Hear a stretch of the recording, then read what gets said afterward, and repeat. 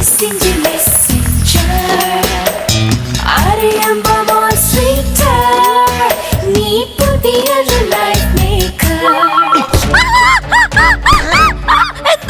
നിന്റെ അടുത്ത് പലതവണ പറഞ്ഞിട്ടുണ്ട് വല്ലവന്മാരും തന്ന ലവ് ലെറ്റർ വായിക്കുകയും ചെയ്യരുത്, അതുപോലെ എഴുതി കൊടുക്കലെന്നും പറഞ്ഞിട്ടില്ലേ? പിന്നെ നിന്റെ കയ്യിരിക്കുന്ന എന്തുവാ? ഇത് ആയില്ലേ പലചരക്കടയിൽ പോയി സാധനം മേടിക്കാൻ വേണ്ടി എഴുതി വെച്ചല്ലേ. കടയിൽ പോയി ഒരു കവർ പാല് പോലും മേടിക്കത്തുള്ളൂ, പലചരക്കിന്റെ സാധനം. ലെറ്റർ എറി.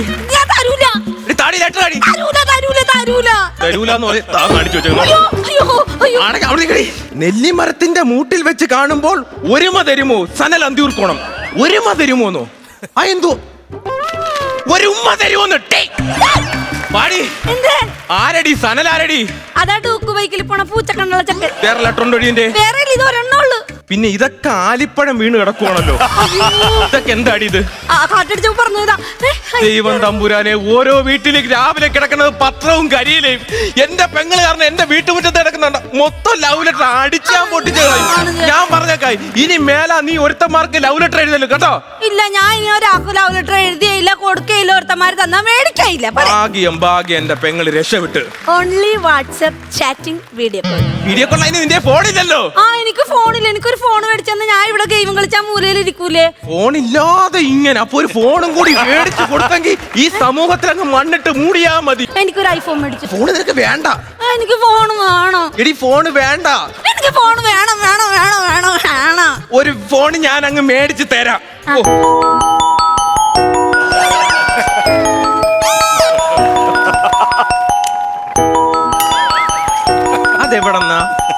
അതെവിടെന്നാ എടു നോക്കട്ടെ.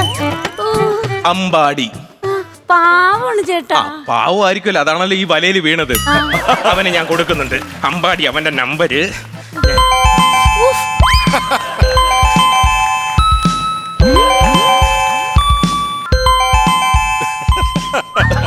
രതീഷ്. പാവം തന്നെ പാവം തന്നെ. രതീഷ് അമ്പാടി രണ്ടവന്മാർക്ക് രണ്ടവന്മാരെ. ഇനി ചോദ്യവും പറച്ചിലൊന്നുമില്ല, അടിച്ചു പൊട്ടിക്കണ്ടെങ്കിൽ കൊണ്ടുത്താ. ഇനി ഫോണുണ്ടോ? ഇല്ല, സത്യം പറയേ, നിന്നെ തലകുത്തിനെ ഒന്ന് കുലുക്കി കഴിഞ്ഞ ഒരു ഷോറൂമിലുള്ള ഫോൺ ഡൗട്ട് ഉണ്ട്. ഇല്ലല്ലേ? ഇടി നീ പുറത്തോട്ട് ഇറങ്ങി അറിഞ്ഞു കഴിഞ്ഞാൽ അന്ന് ആണുങ്ങൾക്കൊക്കെ കോളേജിൽ അവധിയാ. അവര് ജീവനെ കൊണ്ട് ഓടുന്നു. ഇവിടെ കയറി പ്രേമിച്ചതായി. നീ ആ സാബു ഇല്ല, ഗുണ്ട സാബു, ആ കലങ്ങിന്റെ അവിടെ നിന്ന് സംസാരിച്ചിരുന്നപ്പോ ഞാൻ ചെന്ന് ഈ സാബുവിന്റെ തലമുണ്ട അടിച്ചു പൊട്ടിച്ച് അവൻ ആശുപത്രി കിടക്കുവാണ്. ഞാൻ എന്ത് ചെയ്തിട്ട് അവൻ ആശുപത്രി കിടക്കണം? സാബു കൊല്ലാൻ വേണ്ടി വരുന്നെന്ന് തന്നെ. ചത്തു പോകത്തില്ല. എന്റെ കൂട്ടുകാർ അരുണുണ്ട്, അവൻ പറഞ്ഞ് അണലി സാബുവിനെ വക വരുത്താൻ വേണ്ടി വേറൊരു ഗുണ്ട ഇങ്ങോട്ട് വിടുത്താന്ന് പറഞ്ഞ്. അവൻ വരട്ടെ, അവന്റെ മുന്നേ അണലി സാബു ഒന്നുമല്ല. കേറിപ്പൊടിയോത്ത്.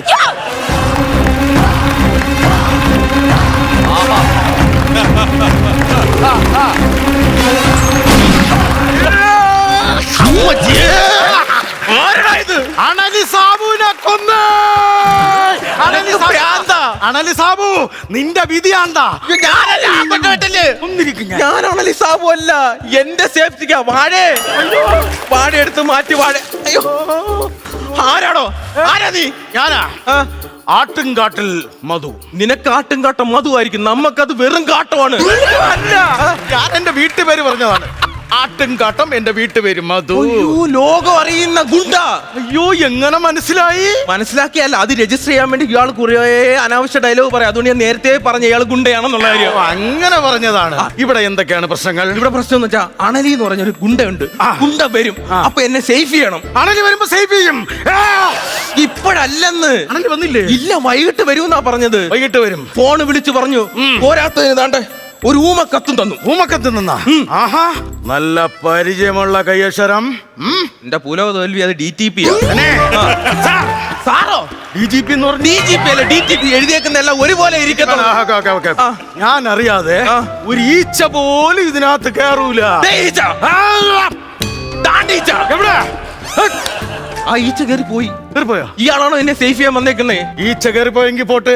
നിങ്ങളെ ഈ ഫാമിലി, ഈ വീട്ടിനകത്ത് നിങ്ങൾ സേഫ് ആയിരിക്കും. നിങ്ങൾ ആരും വീട്ടിനകത്ത് കയറി ഒന്നും ചെയ്യൂല.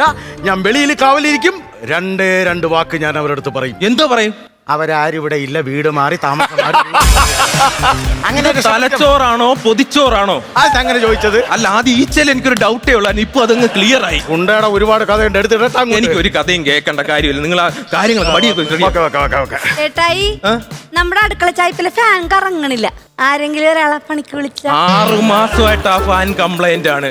ഇവള് ഇതുവരെ മിണ്ടിയില്ല. ഏതോ ഒരുത്തന്റെ സൗണ്ട് കേട്ടപ്പോ പറഞ്ഞ് വന്നില്ല, വന്നേക്കുവാണ്.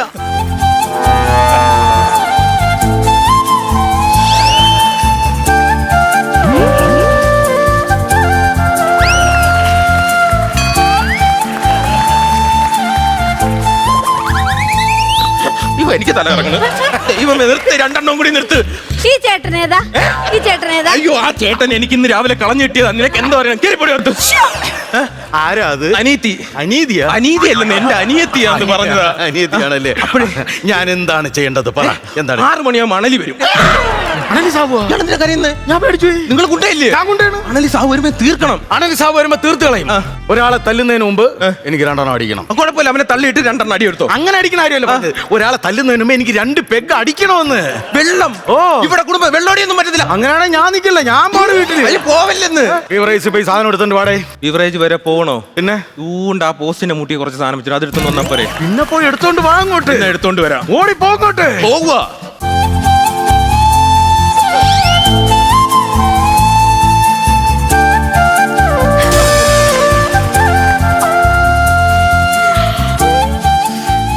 ചേട്ടാ, പേരെന്തോന്നു? രാഗി.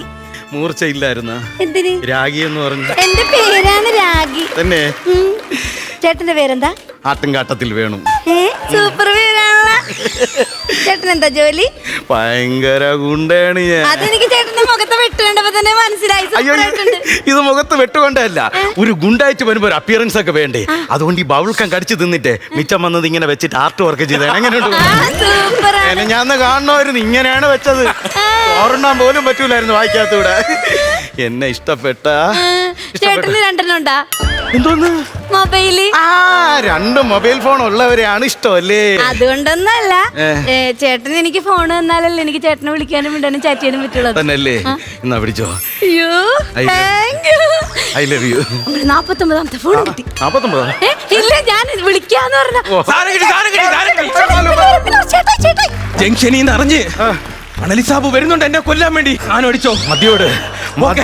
അല്ല, മദ്യപിച്ച് കഴിഞ്ഞാൽ എനിക്ക് വേറെ ചില കൂത്താട്ടങ്ങളൊക്കെ. എന്തോ കൂത്താട്ടം? മദ്യപിച്ച് മതോന്മത്തനായി കഴിഞ്ഞാൽ എനിക്ക് ആട്ടം കാണണം. അത് കുഴപ്പമില്ല, അവിടെ ഉത്സവം നടക്കുന്നുണ്ട്, നമുക്ക് അവിടെ പോയി ഓട്ടം നുള്ള കാണിച്ചു. അങ്ങനത്തെ ഓട്ടം നുള്ളല്ലേ? പിന്നെ എനിക്ക് മദ്യപിച്ച് കഴിഞ്ഞാൽ ഡാൻസ് കാണണം, ശീലമായി പോയി. പറ്റൂലെങ്കിൽ പറഞ്ഞു ഞാൻ പോണു. ഡാൻസ് പറ്റത്തില്ലെന്ന്. എടാ, നിനക്ക് ജീവനാണോ വലുത് ഡാൻസ് ആണോ വലുത്? ജീവനാ വലുത്. എനിക്ക് ഡാൻസ് കാണണം. ഡാൻസ് എങ്കിൽ ഡാൻസ്. എടി താണ്ട് ഈ പുള്ളി പറയുന്നത് ഡാൻസ് എങ്ങാണ്ട് വേണോന്ന്. ഇവിടുന്ന് 2 എണ്ണം അടിച്ച് അവളുടെ ഡാൻസ് കണ്ട് അവളെയും പ്രേമിച്ച് ഇവിടെ അങ്ങ് കൂടാൻ നൈസായിട്ട്. എന്തിനാ ചേട്ടൻ കുടിക്കണം? ഒന്നുകൂടി കുടിച്ചേ. അയ്യോ, തൊണ്ടവേനുണ്ടാ. ഡാൻസിന്റെ കാര്യമൊക്കെ സെറ്റ് ചെയ്ത് ഡാൻസ് കളിക്കാം. കണ്ണോട് കണ്ണിടയും കരിവണ്ണിന്റെ കണ്ണുള്ള പെണ്ണല്ലേ നീ. കണ്ണോട് കണ്ണിടയും പകലാറവേ വെയിൽ ചായവേ മഴ ചാടവേ മയിലാടവേ പകലാറവേ ഇത്രയും മതിയാ? മതി.